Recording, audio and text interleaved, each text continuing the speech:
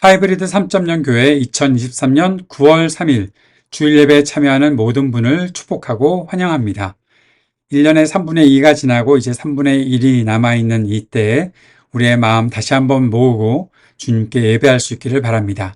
시간과 공간을 초월하시는 우리 주님께서 우리의 예배를 받으실 것을 믿으며 영과 진리로 주님 앞에 예배하는 참된 예배자들 될 수 있기를 간절히 바랍니다. 이제 말씀과 함께 예배자의 자리로 나아갑시다. 예레미야애가 3장 19절에서 27절까지의 말씀을 유진 피터슨의 더 메시지 성경으로 함께 읽겠습니다. 이 고난, 이 엄청난 상실, 내가 삼킨 독과 그 쓰라린 맛을 나는 결코 잊지 못하리라. 전부를 생생하게 기억한다. 얼마나 생생히 기억하는지 나락에 떨어진 그때의 심정을. 그러나 내가 기억하는 또 한 가지가 있으니 나 그것을 기억하며 희망을 붙든다. 하나님의 신실한 사랑은 다함이 없고 그분의 자애로운 사랑은 마르는 법이 없다. 그 사랑은 아침마다 다시 새롭게 창조된다. 주의 신실하심이 어찌 그리도 크신지. 거듭 말하노니 나 하나님을 붙들리라. 그분은 내가 가진 전부이시다. 열정을 품고 기다리는 사람, 열심으로 찾는 이는 하나님께서 반드시 선대하신다. 잠잠히 소망하며 하나님의 도우심을 바라는 그 사람은 복되다. 젊은 시절 고난을 겪고 끝까지 견디는 그 사람은 복되다. 주님께서 가르쳐 주신 기도를 함께 드리겠습니다. 하늘에 계신 우리 아버지여, 이름이 거룩히 여김을 받으시오며 나라가 임하시오며 뜻이 하늘에서 이루어진 것 같이 땅에서도 이루어지이다. 오늘 우리에게 일용할 양식을 주시옵고 우리가 우리에게 죄 지은 자를 사하여 준 것 같이 우리 죄를 사하여 주시옵고 우리를 시험에 들게 하지 마시옵고 다만 악에서 구하시옵소서. 나라와 권세와 영광이 아버지께 영원히 있사옵나이다. 아멘.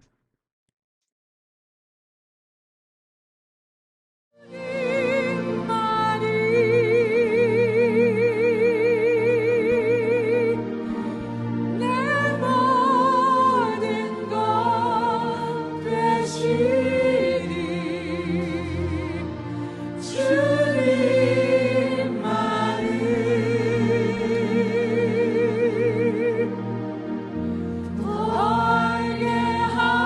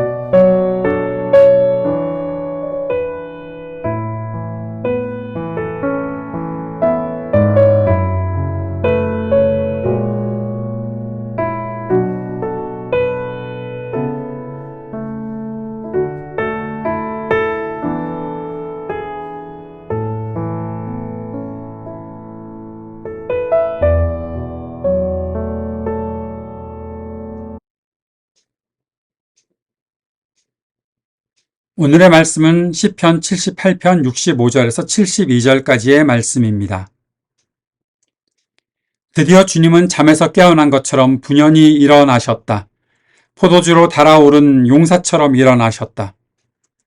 원수들을 뒤쫓아가서 쳐 부수시며 길이길이 그들을 욕되게 하셨다.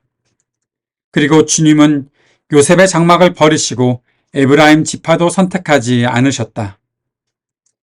오히려 유다 지파만을 선택하셨으며 그가 사랑하신 시온 산을 뽑으셨다. 그곳에서 주님은 주님의 성소를 높은 하늘처럼 세우셨다. 영원히 흔들리지 않는 터전 위에 세우셨다. 주님의 종 다윗을 선택하시되 양의 우리에서 일하는 그를 뽑으셨다. 암양을 돌보는 그를 데려다가 주님의 백성 야곱과 주님의 유산 이스라엘의 목자가 되게 하셨다. 그는 한결같은 마음으로 그들을 기르고 슬기로운 손길로 그들을 인도하였다. 아멘.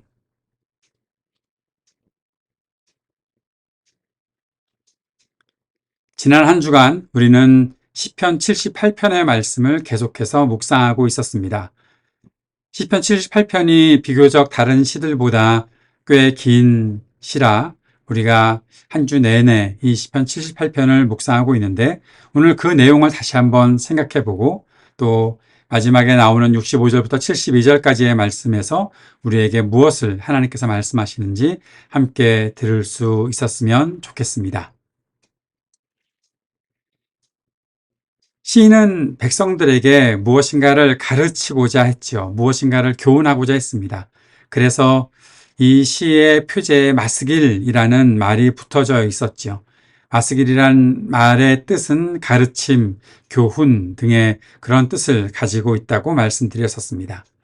무엇을 가르치고자 했을까? 시인은 과연 사람들에게 무엇을 가르쳐 주고 싶었을까요?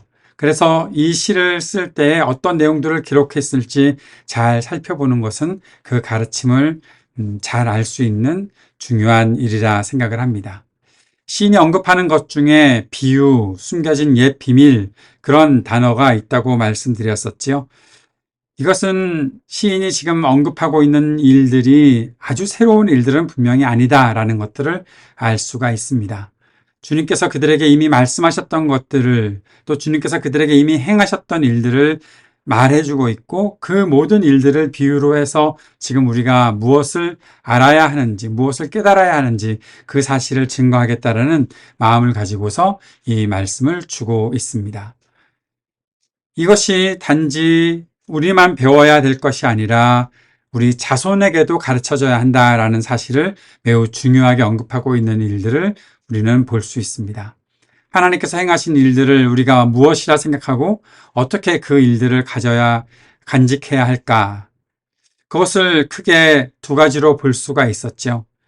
하나는 그 자손들이 하나님을 알고 그들의 희망을 하나님께 두고 하나님을 잊지 않고 말씀을 지키며 살게 하기 위함이다. 두 번째는 자손들이 조상의 전처를 밟지 않는다. 그것은 반역하고 고집스러운 일들을 버리고 믿음을 지키지 않는 그러한 잘못을 범하지 않도록 하기 위해서 지금 이 가르침을 주고 있다. 하나는 바라보아야 할 것, 하나는 막아내야 할 것, 그렇게 구분 지으면 좋겠죠. 이것을 세 가지 단어로 말하면 희망과 순종과 믿음이라는 것입니다. 하나님께 희망을 두고 살아가는 것이 중요하고 하나님의 말씀을 따라가는 것이 중요하고 그리고 하나님을 철저하게 믿고 신뢰하며 살아가는 것이 중요하다라는 사실을 말씀해 주고 있는 것이고 이것이 지금 우리들의 삶에도 중요하지만 우리 자손들에게도 이것이 잘 가르쳐져야 한다라는 그 과제를 가지고서 시인은 이 가르침을 주고 있는 것입니다. 올바른 가르침은 옳은 길을 따르게 하고 잘못된 길에서 벗어나게 하는 것이죠. 잘못된 길을 걷고 있는데 그냥 가만히 둘 수 없습니다. 그 길에서 벗어날 수 있도록 인도해 주어야 되겠죠. 이 모든 것 속에 하나님께서 일하시는 일들이 분명히 등장하게 될 것입니다. 하나님께서 우리를 위해서 지금도 일하십니다. 그 사실을 여러분 믿으십니까? 그 사실을 믿고 매일매일 매 순간을 살아가고 계십니까?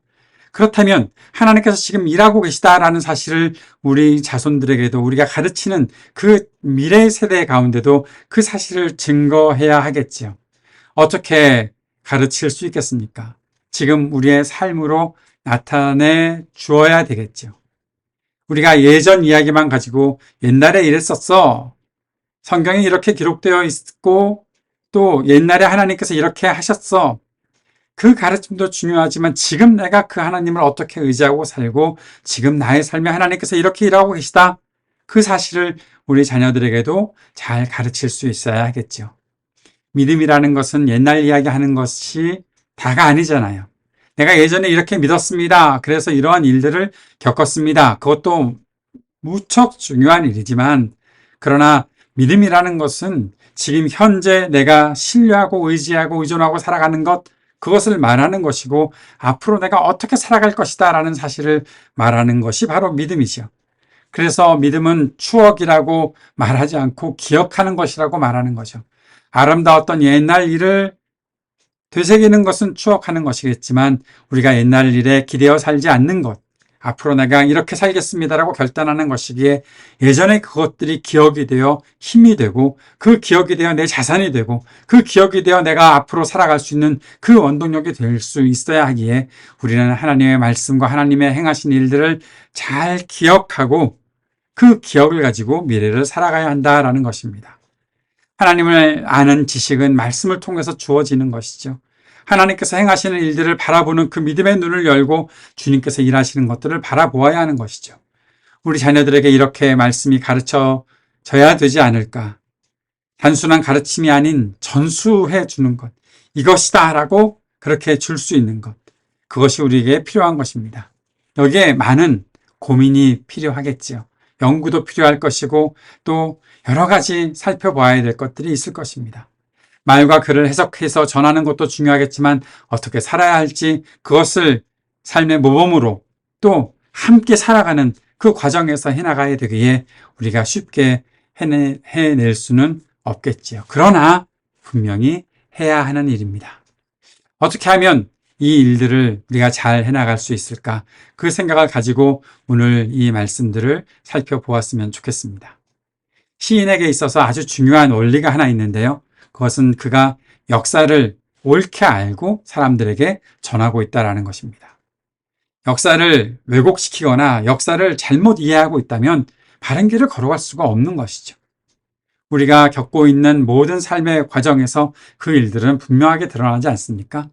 내가 역사를 잘 알고 있을 때 앞으로 우리가 어떻게 살아야 할지도 그 방향이 정해지는 것인데 역사를 잘못 알고 있거나 왜곡하거나 변질된 그런 사고를 가지고서 역사를 대한다면 어떻게 살아가야 하는지 모를 수밖에 없고 결국 모두가 망하게 되는 일들을 경험할 수밖에 없는 것이죠.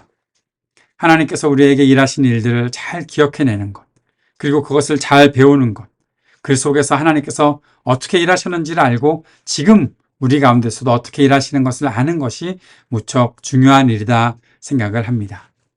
그런데 하나님께서 그러한 일들을 해 나가실 때 우리의 태도를 우리가 좀 더 주의 깊게 살펴보아야 하겠습니다. 자칫 우리가 하나님의 일들을 그저 방관하고 있는 그런 경우들도 참 많이 있기 때문에 그렇습니다. 하나님께서 일하고 계시는데 그 일에 내가 동참하지 않고 하나님께서 역사하시는 것에 내가 조금 더 다가가고 그 안에 함께 들어가서 주님과 같이 그 일을 해나가는 일이 우리에게 잘 나타나지 않는다는 것이죠. 그것을 잘 보여주었던 것이 오늘 이 시편 78편 그 말씀의 9절에 나타나 있는 에브라임에 대한 모습이죠.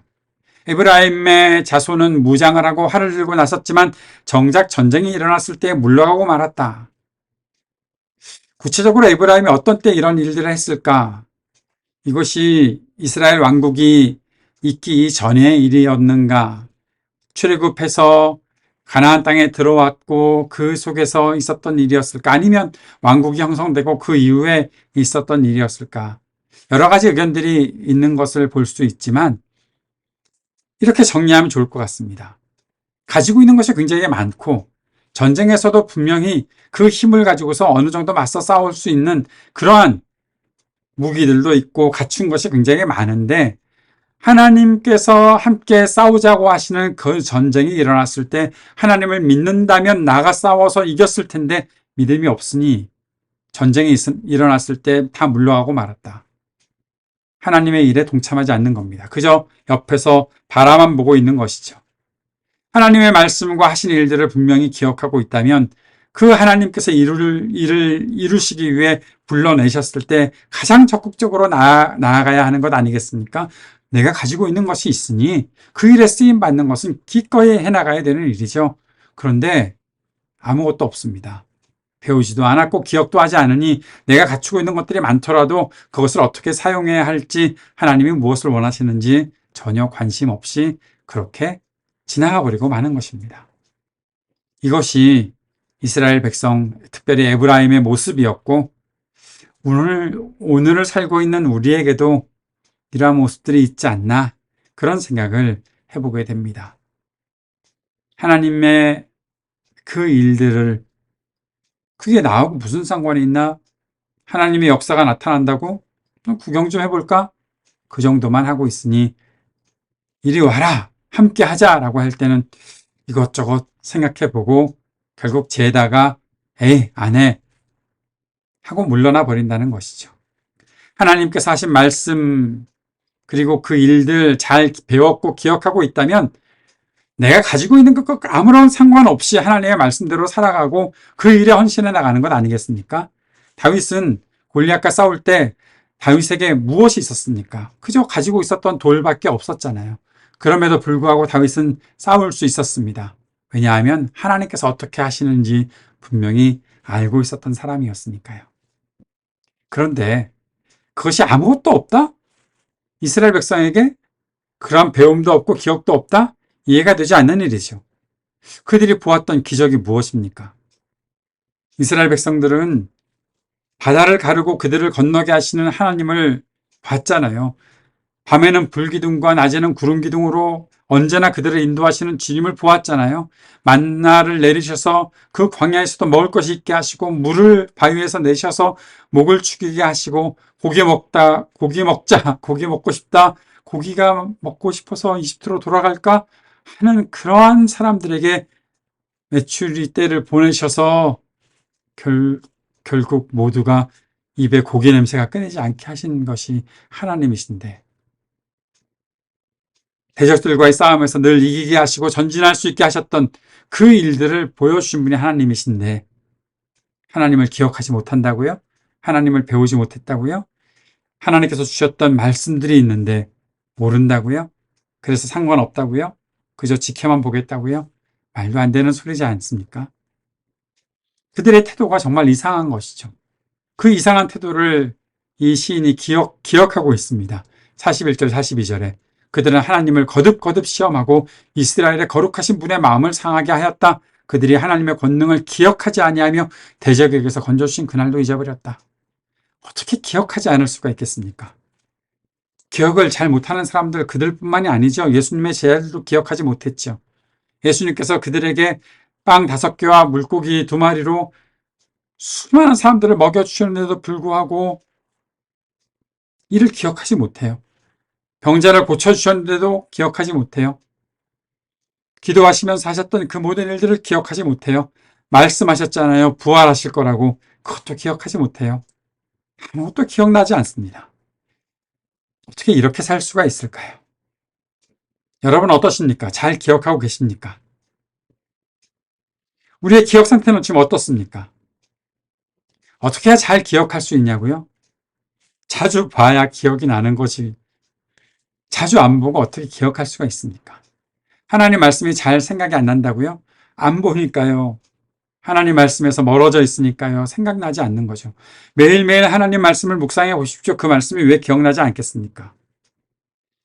몇 구절을 암송하느냐도 중요하겠지만 그날그날 묵상한 말씀, 그날그날 내가 두고 있는 말씀이 마음속에 떠오르는 일들이 우리에게 있어야 되겠죠. 아주 오래전 것들 몇 개 기억하고 있다고 그게 다는 아니어야 하잖아요. 물론 그 몇 구절도 우리들의 삶에 힘이 되겠지만 하나님께서 내게 지금도 말씀하시니 그 말씀 붙잡고 매일을 살겠습니다. 그것이 우리에게 있어야 하잖아요.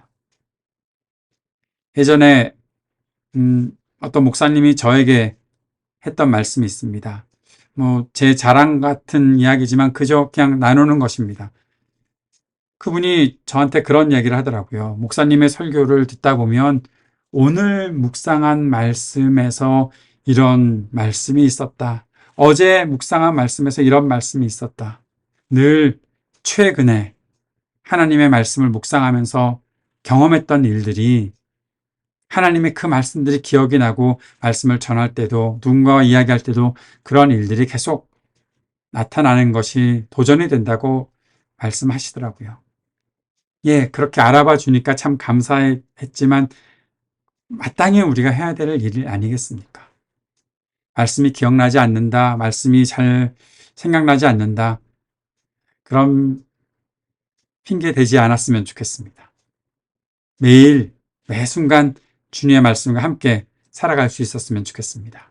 그 온전한 기억을 위해 우리에게 필요한 것이 무엇이겠습니까? 아주 중요한 것 하나가 있습니다. 그것은 어떠한 하나님의 기적이 일어났을 때, 하나님께서 하신 일들의 결과물이 있었을 때, 그것만 바라보는 것이 아니라 그 속에서 일하신 하나님을 보아야 하는 것이죠.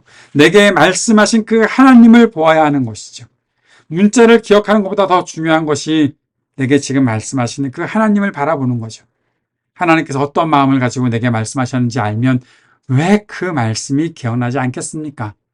하나님께서 왜 이런 일들을 나에게 하셨는가를 알면 왜 그 하나님과 그 하신 일들을 금세 잊어버리게 되겠습니까? 예수님께서 요한복음에 7가지 표적을 일으켜 주셨죠. 그것을 왜 표적이라 했습니까? 표적이라는 것은 단순한 기적이 아니라 그 기적을 통해서 하나님을 봐야 하는 것이 있기 때문에, 무엇인가 목적을 가지고 우리들에게 일어나는 일이기 때문에, 사랑하는 여러분, 주님을 기억하고 주님의 말씀을 기억하고 하신 일들을 기억하려면 하나님을 바라보아야 합니다. 내게 오늘 먹을 것을 주셨어요. 하나님이. 그 하나님을 내가 보고 있어야죠. 오늘 내가 잘 되게 하셨어요. 어떤 일에 성공을 이루게 하셨어요. 그 일을 하신 하나님을 보아야죠. 그래야 하나님을 기억할 수 있죠. 하나님의 하신 일들을 기억할 수 있죠. 내게 일어난 일들이 놀라운 일이다. 그것 가지고서 그 일들을 가지고서 무엇인가 다른 사람과 또 비교하다 보면 결국 이것도 아무것도 아닌 게 될 수도 있잖아요. 왜냐하면 세상에서는 나보다 더 많은 것들을 가진 사람이 있고 나보다 더 좋은 것을 가진 사람도 있는데 하나님은 내가 필요한 것을 주셨으니까 자꾸 그것만 가지고 비교한다는 것은 하나님 있겠다라는 의도밖에는 없는 거죠. 하나님의 말씀에 대한 초점, 하나님의 임재에 대한 초점, 그것을 가지고 매 순간을 살아가야 하는 것, 그것이 우리들이 해야 될 일이다라는 겁니다. 그래야 하나님을 기억할 수 있습니다. 위에 하신 하나님의 능력을 보았다? 그것으로 또 내 욕심 채우려고 한다면 결국 우리는 하나님 잊어버리고 살 수밖에 없는 것이죠. 그러다 보면 그 일들, 위대한 기적을 경험했는데도 불구하고 이런 말 합니다. 56절, 57절에 그럼에도 그들은 가장 높으신 하나님을 시험하고 거역하면서 그의 법도를 지키지 않고 그들은 그들의 조상들처럼 빗나가고 배신하여 느슨한 활처럼 엇나갔다. 예, 그렇게 되는 겁니다. 하나님이 계시다고는 알지만 하나님을 한 번도 바라본 적이 없고 하나님의 마음에 대해서 경험한 적이 없으니까, 느끼지 못했으니까, 하나님께 초점이 없었으니까 나한테 왜 더 좋은 거 안 주냐라는 거죠. 하나님이 그들을 언제나 인도하셨는데도 불구하고 저 이방 민족들에는 왕도 있는데 우리한테는 왕을 왜 안 주냐고 그러고, 저들은 뭔가 고기도 먹는데 우리는 왜 고기를 못 먹지, 뭐 그런 얘기하고, 내가 저 우상들을 따라 살 때는 더 풍성한 걸 누릴 수 있을 것 같은데 근데 내가 지금 뭔가 다 채워지지 않은 것 같다. 그러니 하나님 시험하고 거역하고 하나님의 말씀을 지키지 않고 빗나가고 배신하여, 여기에 아주 중요한 말이 있죠. 느슨한 활처럼 엇나갔다. 느슨한 활처럼 엇나갔다? 제대로 관역을 맞추지 못했다? 그게 바로 죄잖아요. 죄라는 말의 그 어원은 화살이 관역을 빗나갔다라는 거죠. 빗나갔다는 거. 하나님의 뜻대로 가지 않았다라는 거죠. 죄에 빠진 백성들, 그들은 결국 하나님의 진노를 살 수밖에 없지요. 그런데 오늘 우리가 이번 한 주간 읽었던 이 시편 78편에서 하나님은 어떤 분이십니까? 오랫동안 참으시는 하나님. 그래서 그들이 필요한 것들을 또 내려주시는 하나님. 이렇게 못된 짓 하고 이렇게 하나님을 실망시킨데도 하나님은 그들의 모든 필요를 채워주셨다. 오래 참으시는 하나님이시다. 근데 우리가 꼭 기억하자고 했었죠. 하나님은 오래 참으시는 분이지 영원히 참으시는 분은 아니다라는 것입니다. 지금도 내가 하나님의 은혜를 누리고 있다? 하나님의 오래 참음 때문에. 지금이 기회라는 거죠. 이 기회 놓치면 더 이상 기회는 그 문은 열리지 않을 수도 있습니다. 하나님이 어느 순간 끝낸다는 겁니다. 그 사실을 잘 알고 있는 사람의 마음이 참 간사하죠. 좋은 일이 많으면 감사하는 것 같다가도 자신을 높이고 교만해지기도 하고, 또 나쁜 일이 생기면 자신을 돌아보면서 성찰하는 것 같은데 결국 또 불평하고 짜증내고, 이게 사람의 모습입니다. 한결같은 하나님의 사랑을 받고 있는데도 그 사랑을 내 것으로 만들지 못하는 것이 사람입니다. 이스라엘만 그렇게 살았습니까? 지금 우리도 그렇잖아요. 이랬다 저랬다 하고 똑같이 하나님의 마음에서 자꾸만 벗어나려고 하는 것이 우리의 모습이 아닌가, 그런 생각을 해보게 됩니다. 이때 우리가 꼭 기억해야 될 것이 있습니다. 한 가지 잊지 말아야 될 것이 있습니다. 우리 자신의 정체성입니다. 우리가 어떤 존재인가? 하나님은 우리를 거룩한 백성이라고 하셨습니다. 54절에 그들을 거룩한 산으로 이끌어 들이셨다라고 말씀하고 있죠. 그 오른손으로 취하신 이 산이 어디입니까? 하나님이 거하시는 그 산으로 이끄셨다. 왜요? 그들은 거룩한 하나님의 백성이니 그 거룩한 산에서 거룩함을 가지고 살아야 하니까. 출애굽기 19장에서 분명히 주님께서 말씀하셨잖아요. 이집트에서 너희를 내가 인도해낸 이유는 너희가 거룩한 나의 백성이기 때문이다. 제사장 나라이기 때문이다. 보배로운 사람들이기 때문이다. 하나님께서 그렇게 말씀하셨죠. 그리고 그들이 거룩하게 되어야 되는 이유를 말씀하시죠. 레위기 11장 45절 말씀에선 주님께서 이렇게 말씀하시죠. 나는 너희의 하나님이 되려고 너희를 이집트 땅에서 데리고 나온 주다. 내가 거룩하니 너희도 거룩하게 되어야 한다. 거룩한 백성이 되게 하시려고 주님은 이스라엘을 거룩한 산으로 이끌어 주셨습니다. 그 거룩한 산은 지금 우리에게 어디입니까? 하나님이 임재하시는 그곳, 거룩하신 하나님이 계시는 그곳에 우리가 있게 하셨고 거룩한 하나님의 백성으로 살게 하셨다라는 것입니다. 거룩한 하나님의 백성이라면 무엇을 하면서 살아야 할까요? 가장 중요한 것은 우상을 버리는 겁니다. 우리들에게 만들어진 우상이 얼마나 많습니까? 누군가가 우리들에게 만들어 놓은 것이 아니라 내가 만든 우상들이 얼마나 많습니까? 우상을 섬긴다는 것은 하나님께서 우리를 구별하여 세우셨다는 사실을 거부하는 겁니다. 세상을 그대로 따라가는 것과 똑같습니다. 세상 사람들 다 이렇게 살아요. 그러니 나도 그렇게 살아야지요. 나도 그 가치들을 추구하며 살겠습니다. 거룩한 백성이라는 것은 구별된 백성이라는 것인데 나를 왜 구별하셨어요? 나도 저렇게 저들과 똑같이 살고 싶은데. 이게 바로 거룩한 백성들이 가장 큰 위험을 겪는 일이죠. 우리가 거룩한 하나님의 백성으로 꼭 해야 될 일은 우상을 버리는 것입니다. 지금 우리들에게 어떤 우상이 있습니까? 하나님이 아니어도 내 마음을 채울 수 있는 것이 있다고 생각한다면 그 생각 버려야죠. 그것을 추구하고 있었던 그 태도 버려야죠. 당장 중단해야죠. 그렇게 결단하지 않으면 하나님은 더 이상 우리들에게 하나님의 임재를 나타내지 않으실 것입니다.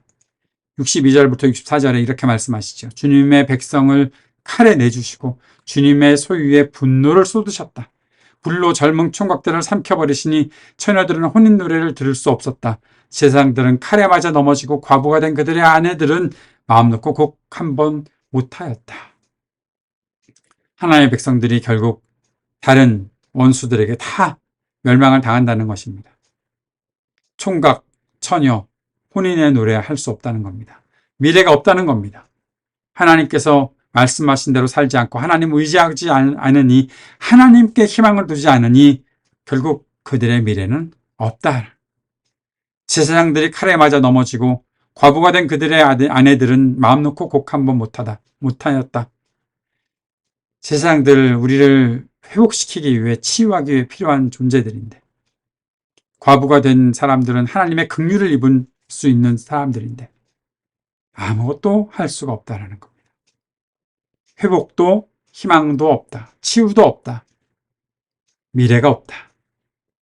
하나님 앞에서 결단하고 모든 우상들을 버리지 않는다면 미래도 희망도 치유도 회복도 없다. 하나님을 섬기지 않고 우상을 따르는 이들에게 결국 이러한 절망이 있을 수밖에 없다라고 말씀하셨던 것입니다. 사랑하는 여러분, 미래를 생각하고 희망을 갖기 위해선 우리가 하나님께 초점을 맞춰야 합니다. 하나님이 미래와 희망을 주시는 분이시기 때문에 그렇습니다. 우리가 회복을 꿈꿀 수 있는 것도 하나님이 계시기 때문이죠. 하나님이 계시기 때문에 우리가 희망을 알 수가 있는 거죠. 하나님의 회복을, 하나님께서 허락하시는 회복을 경험할 수 있고 기대할 수 있는 것이지. 이것이 하나님을 온전히 기억하고 살아가는 사람들이 누리는 복입니다. 이때에 우리는 하나님께서 하신 일들에 대한 온전한 반응을 보여야 되겠죠. 그것이 바로 감사가 있어야 하는 것 아니겠나. 사랑하는 여러분, 주님을 향해 감사하고 있습니까? 주님께서 내게 하신 일들 분명히 기억하고 계십니까? 이 내게 주어진 일들이 하나님께서 주셨다는 사실을 믿고 계십니까? 그렇다면 하나님께 감사할 수 있어야 되겠죠. 기억하고 감사하는 것. 이 일들이 우리들에게 분명히 있어야 될 텐데 이 일들을 위한 감각이 살아나는 것은 결국 하나님의 은혜를 입는 것으로 가능할 수밖에 없다라는 것을 우리는 생각하게 됩니다. 하나님이 그렇게 하실 것입니다. 우리의 감각을 살려주기 위해 하나님이 지금도 일하고 계십니다. 65절 오늘 본문 첫 번째 절이었죠. 65절. 드디어 주님은 잠에서 깨어난 것처럼 분연히 일어나셨다. 포도주로 달아오른 용사처럼 일어나셨다. 하나님께서 일어나셨다라는 겁니다. 내가 내 기억을 깨우려고 내 죽은 감각들을 깨워내려고 열심히 노력해도 안 되죠. 안 됩니다. 왜요? 왜 안 될까요? 죽었으니까 죽은 사람이 뭘 합니까? 그러나 하나님이 살아계시고 그 하나님이 우리를 위해 일어나셨을 때 우리에게 생기가 불어오게 되고 그 생기로 인해서 우리는 감각들이 살아날 수 있게 된다는 겁니다. 하나님이 하시는 일 때문에 그렇습니다. 하나님이 불어주시는 그 하나님의 일들이 우리들에게 나타나니 그 하나님이 일어나시니 우리가 주님을 볼 수 있고 느낄 수 있는 것입니다. 69절에는 이렇게 말씀하셨죠. 그곳에서 주님은 주님의 성소를 높은 하늘처럼 세우셨다. 영원히 흔들리지 않는 터전 위에 세우셨다. 하나님이 세워주셨습니다. 그러니 우리가 볼 수 있는 것이죠. 우리가 열심히 그것을 만들어가는 것이 먼저가 아니라 하나님께서 세우셨으니 온 세상에 하나님의 일들이 드러나니 우리도 주님을 볼 수가 있는 것입니다. 우리의 저 먼 기억에서 억지로 끄집어내는 것이 아니라 하나님께서 보여주시기에 이렇게 하나님이 일하시니까 주님 앞에 나아갈 수가 있다는 거죠. 하나님의 일이 나타나는 것에는 크고 강력한 모든 일들, 세상과 비교할 수 없는 하나님의 일들이 나타나는 것입니다. 하나님은 그를 의지하고 또 하나님께 의존하고 살아가는 사람들을 통해서 그 일들을 하십니다. 혹시 그 숫자가 많지 않더라도 하나님은 그 일을 분명히 이루신다고 말씀하셨고 그 일을 우리들에게 이루시는 것들을 보여주고 계십니다. 오늘 68절 말씀을 한번 읽어보시겠습니까? 오히려 유다지파만을 선택하셨으며 그가 사랑하신 시온산을 뽑으셨다. 하나님께서 하신 일들이 이렇게 놀랍습니다. 많은 지파를 선택하신 것이 아니라 오히려 유다지파만을 선택하셨다. 많은 사람들을 모으신 것이 아니라 오히려 하나님께서 역사하실 그 일들을 위해 일할 그 소수를 뽑으셨다. 마른 땅 같은 그 시온산을 뽑으셨다. 하나님이 거하시는 곳이라면 그 안에서 풍성함을 누릴 수 있으니 그렇게 하나님께서 일하셨다라는 것입니다. 하나님은 하나님의 일을 기대하고 그 일을 따라가는 사람들을 위해서 일하시고 그들을 통해서 일하십니다. 그 중에 대표적인 인물이 오늘 이 시편에서 강조하고 있는 다윗입니다. 70절에 보면 주님의 종 다윗을 선택하시되 양의 무리에서 일하는 그를 뽑으셨다라고 말씀하십니다. 하나님께서 왜 다윗을 선택하셨습니까? 다윗이 하나님만을 신뢰하는 사람이었으니까요. 그에게 약점이 있었습니다. 그런데 하나님은 그를 통해서 하나님의 일을 이루셨습니다. 왜요? 자신에게 있는 약점, 자신의 부족함들, 그 모든 것들을 바라보고 거기에만 묻혀 있고 거기서 딴짓하고 있는 것이 아니라 그 속에서도 끝까지 하나님을 바라보고 의지하고 사는 사람이기 때문에 다윗을 선택하셨던 거죠. 하나님의 말씀을 기억하고 하나님께 감사하고 하나님께 신뢰하는 그를 통해서 하나님은 그 일을 이루셨던 것입니다. 그의 한결같은 마음을 보셨고 그의 슬기로운 손길을 보셨고 그렇게 주님은 다윗을 통해서 일하셨던 것입니다. 사랑하는 여러분, 지금 내가 가지고 있는 것이 없다고 하나님을 어떻게 내가 기억하고 하나님께 무엇을 감사하고 하나님을 어떻게 신뢰하며 살 수 있냐고 그렇게 질문하는 것이 아니라 다윗과 같은 마음을 가지고 주님을 의지하는 것이 필요하죠. 하나님께서 나를 불러주셨을 때는 그 일에 감사하고 다윗처럼 주님과 날마다 동행하는 삶을 살아가는 것이 우리들에게 필요하겠죠. 이때 다윗을 보면서 한 가지 우리가 꼭 배워야 될 것이 72절 말씀에 나타나 있습니다. 그는 한결같은 마음으로 그들을 기르고 슬기로운 손길로 그들을 인도하였다. 한결같은 마음으로 자신에게 맡겨진 하나님의 백성들을 위해 열심히 일했고 슬기로운 손길로 단지 마음만이 아니라 애쓰는 그 손길로 그들을 위해서 일했다라는 겁니다. 우리가 이것을 구해야 되겠죠. 이것을 또한 우리들에게 보여주셨던 분이 우리 주님이시죠. 변함없는 마음으로 우리를 가르치시고 우리를 길러주시고 우리의 목자가 되어주시고 또 그 지혜로 우리를 온전케 하시는 그 역사를 나타내 주시는 우리 주님 바라보면서 우리에게도 이 한결같은 마음과 슬기로운 손길이 있기를 위해 간절히 간구해야 하는 것입니다. 사랑하는 여러분, 우리에게 이 일들이 있기를 바랍니다. 한결같은 마음, 슬기로운 손길. 그리고 우리가 꼭 기억하고 살아가야 되는 것들이 있습니다. 기억하고 감사하고 신뢰하며 살아가기 위해 우리가 해야 될 일들. 마음이 있다면 행동해야 하고 사랑이 있다면 섬겨야 하고 소망이 있다면 애써야 하는 이 일들이 우리 가운데 계속 진행되어야 할 것입니다. 하나님의 일을 보았다면 하나님의 일을 하는 것이 마땅한 일이겠죠. 그 일에 우리가 쓰임받는 하나님의 백성들 될 수 있기를 바랍니다. 사랑하는 여러분, 하나님의 일을 보셨습니까? 하나님께서 여러분을 위해 일하고 계십니까? 방관자가 되지 마십시오. 하나님께서 그 일을 하고 계시다는 사실을 기억하고 주님을 기억하십시오. 기억하는 사람이 되십시오. 감사하는 사람이 되십시오. 그리고 철저하게 하나님을 신뢰하는 사람이 되십시오. 그렇게 살아갈 때 우리의 삶에서 하나님을 신뢰하기 때문에 하나님과 늘 동행하고 늘 동행하기에 결코 잊지 않는 그러한 기억을 가지고 살며 하나님께서 내게 하신 일들을 늘 날마다 감사하며 살아갈 수 있는 일들이 우리에게 있을 것입니다. 하나님이 이 모든 것을 위해 우리들에게 길을 열어주셨고 지금도 일하신다는 사실을 꼭 기억하고 주님 앞에 다시 한번 마음을 새롭게 하는 저와 여러분 될 수 있기를 바랍니다. 거룩하신 아버지 하나님, 오늘 이 말씀을 기억하고 주님께서 우리를 위해 일하실 때 우리가 그 일을 동참하며 하나님과 함께 행하는 그 기쁨을 누리는 우리 모두가 되도록 인도해 주십시오. 우리가 하나님을 기억하고 그 말씀을 기억하며 주님이 하신 일들에 대해 감사하고 철저히 주님 신뢰하고 살아가는 하나님 백성 될 수 있기를 간절히 원하오니 주님 우리의 기도에 응답해 주시기를 원합니다. 예수님 이름으로 기도드립니다. 아멘.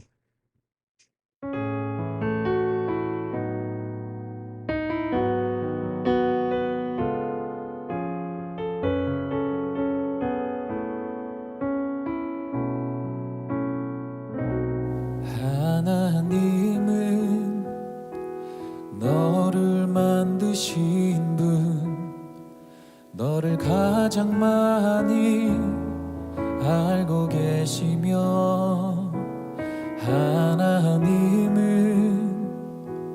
너 가장 깊이 이해하신단다. 하나님은 너를 지키시는 분, 너를 절대 포기하지 않으며, 하나님은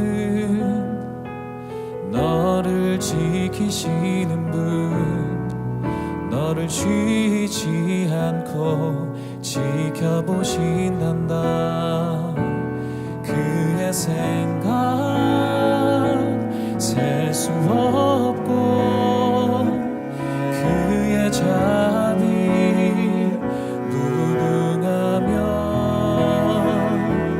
그의 성실 날마다 새롭고, 그의 사랑 끝이 없단다.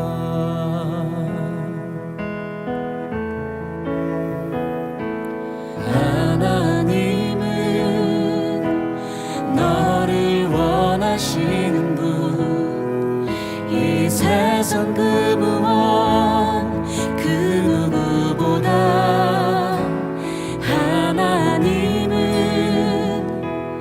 너를 원하시는 분, 너와 같이 있고 싶어 하신단다. 하나님은 너를 인도하는 분, 광야에서도 폭풍 중에도 하나님은 너를 인도하는 분, 푸른 초장으로 인도하신단다. 그의 생각 셀 수 없고, 그의 자비 무궁하며, 그의 성실 날마다 새롭고, 그의 사랑 끝이 없단다.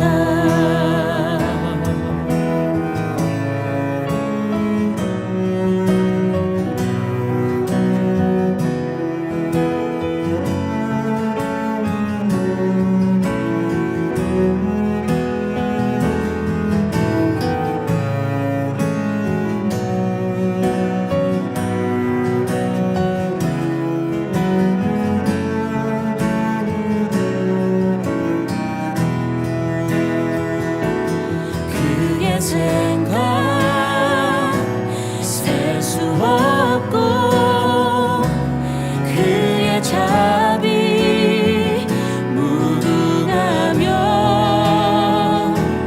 그의 성실 날마다 새롭고, 그의 사랑 끝이 없단다. 그의 생각 셀 수 없고, 그의 자비 무궁하며, 그의 성실 날마다 새롭고, 그의 사랑 끝이 없단다.